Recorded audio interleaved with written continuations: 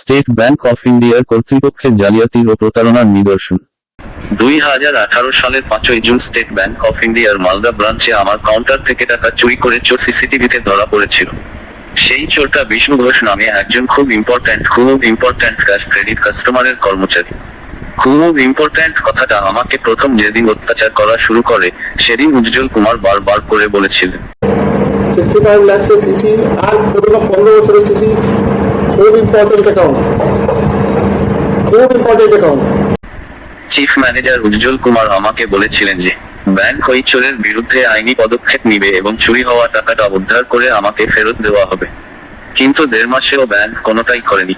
এরপরে হঠাৎ একদিন আমাকে চেম্বারে ডেকে ওই উজ্জ্বল কুমার ও সিসি ম্যানেজার বিশাল কুমার আরো 2 জন অফিসারের উপস্থিতিতে ভয়ানক অত্যাচার, ভীতি প্রদর্শন ও অজস্র মিথ্যা অভিযোগ আরোপ করে আমার চূড়ান্ত অপমান করতে শুরু করে।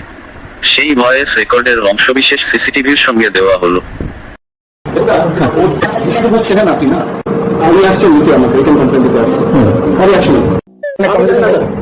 যদি উনি উইথড্র করেন সেইং দ্যাট আফটার এই ফলানা স্টাফ জন্য আমি উইথড্র করছি account you will be held responsible for the loss in business 65 lakh से सीसी आज 15 वर्ष सीसी वेरी इंपॉर्टेंट अकाउंट। वो आपके ऊपर क्या आपको बोल देता हूँ, वो आपके चार ऊपर 4 लगेगा डिकेसी तोड़ने का, आपके बजट की आसान। दूसरा किसी का सेल्फ रिस्पेक्ट को आप इस तरह से तोड़े एक्चुअली ये आदमी बहुत अच्छा है, इसलिए आप अगले यहाँ शादी में बैठे हैं। আর আমি যদি এটা ধরে রাখি কি যেটা আপনি করেছিলেন সৃষ্টি করেছিলেন তাহলে কোনো ভুল হবে না।